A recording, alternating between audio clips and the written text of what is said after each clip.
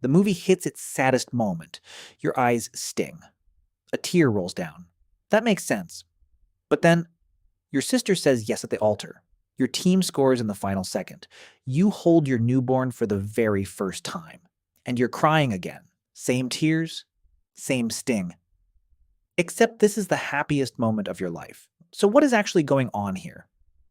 Think about how strange this is. Crying is supposed to be the language of sadness. It's what we do when we're hurt, when we grieve, when everything falls apart. And yet your body produces the exact same response. The wet eyes, the tight throat, the trembling lip, at a wedding, at a reunion, when you're so proud or so moved or so overwhelmed with love that you can barely speak. Your body reacts to the best moment of your life the same way it reacts to the worst. We tend to treat happy tears as a cute little glitch, a wire that got crossed somewhere. But they're not a glitch. Happy tears are a clue.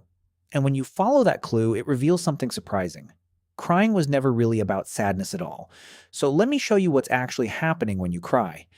By the end, you'll understand what tears really are, including a third kind that may be unique to humans. Why crying genuinely makes you feel better and the real chemistry behind it.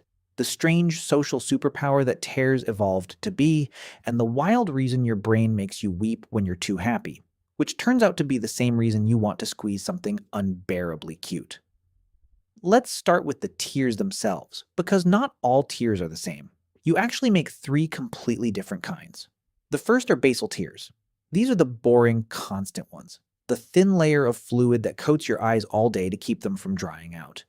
You're making them right now, and never think about it. The second are reflex tears. These flood your eyes when something physically irritates them, a gust of wind, a speck of dust, the fumes from a chopped onion. Their whole job is to flush the irritant out. And then there's the third kind, emotional tears. The ones you cry when your heart is full or breaking. And here is the first clue that something deeper is going on. Emotional tears are chemically different from the other two. When scientists collect the tears people cry from feeling and compare them to the tears people cry from an onion, the emotional ones contain more proteins, more hormones, and notably higher levels of stress chemicals, including a hormone tied to your body's stress response, along with natural pain-killing molecules. Read that again because it's strange and wonderful. The tears you cry from emotion literally carry stress chemicals out of your body, which leads to a long-standing idea that crying is, in part, a release valve, a way of physically flushing out the biochemical residue of an overwhelming feeling. And as far as we can tell, this third kind of crying, weeping from pure emotion, is something no other animal does. Other animals make tears to protect their eyes. Only humans appear to cry from feelings. So why would we evolve to do that? Why leak salty, chemical-laden water out of our faces at the most intense moments of our lives? There are two big answers, and they work together. The first is about what happens inside your body. When you finally break down and cry, something physical shifts. Crying tends to activate the parasympathetic nervous system, the branch of your nervous system responsible for calming you down, the rest and recover mode. This is why a hard cry, the kind that leaves you exhausted and a little hollow, is so often followed by a strange sense of calm.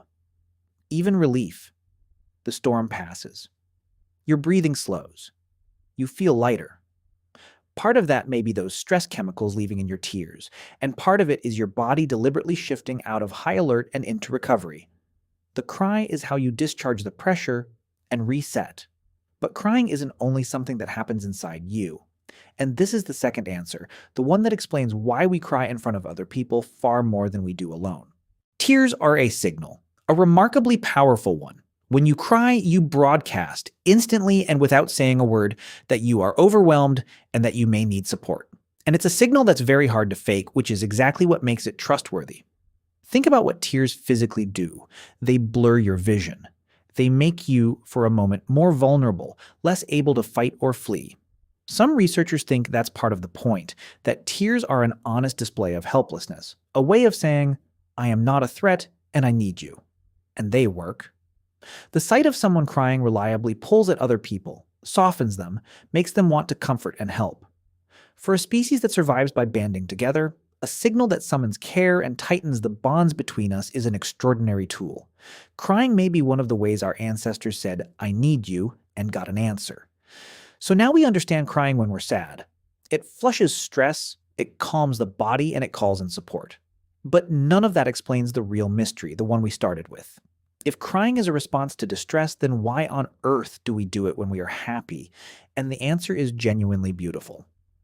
Researchers who study this have a term for it: dimorphous expressions. It's a fancy name for a simple, strange idea. Sometimes, when an emotion becomes overwhelmingly intense, your brain produces the expression of the opposite emotion, on purpose, as a way of reining it in.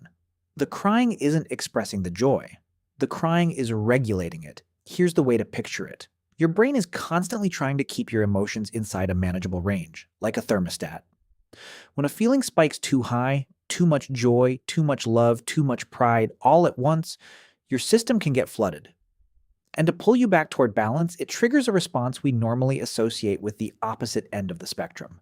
So an overwhelming surge of happiness gets met with tears, the body's way of hitting the brakes, of bleeding off some of that overwhelming intensity so it doesn't sweep you away. And once you see it, you notice it everywhere. It's the very same mechanism behind something you've definitely felt. Looking at something so unbearably cute, a tiny puppy, a chubby baby, that you suddenly want to squeeze it, or gently bite it, or you blurt out, "I could just eat you up." You don't actually want to hurt it. That aggressive little urge is your brain doing the same trick, throwing a dash of a negative response at an overwhelmingly positive feeling to keep you balanced. Scientists literally call it cute aggression. Tears of joy and the urge to squeeze a puppy are two faces of the same regulating reflex, which means the thing your happy tears are reacting to was never the happiness itself. It was the intensity, the sheer overwhelming size of the feeling. Your brain isn't measuring whether the emotion is good or bad. It's measuring how big it is. And when it gets too big to hold, whether it's grief at a funeral or joy at a wedding, your brain reaches for the same release valve: tears. So put it all together and the whole thing turns inside out. You don't cry because you're sad. You cry because you're overwhelmed. Sadness is just the most common thing big enough to overwhelm you, so we learn to link the two.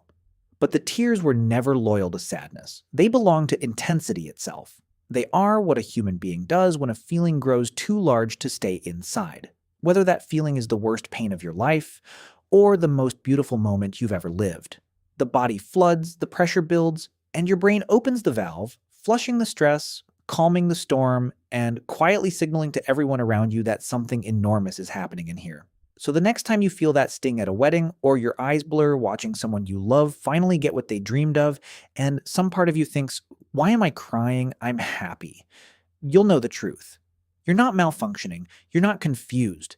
Your brain has simply met a feeling too big to contain, and it's doing the most human thing there is.